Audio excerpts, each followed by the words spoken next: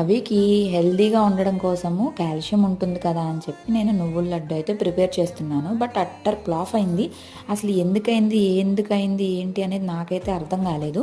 నేను ముందుగా తెల్ల నువ్వులు తీసుకొని వాటిని అయితే దోరగా వేయించి పక్కన పెట్టి బెల్లం తురుముకొని నువ్వులు కొంచెము మిక్సీకి వేసిన తర్వాత బెల్లం కూడా వేసి మిక్సీకి అయితే వేసి ఉండల్లాగా చేసుకోవడానికి ముద్దలా చేసుకున్నాను. నేను యూట్యూబ్లో చూసి చేస్తున్నాను.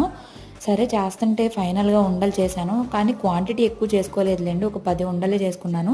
అవి అయితే మాత్రము చేదుగా వచ్చేసాయి. పాపం అవి ఏం తింటాడండి, మనమే తినలేం కదా.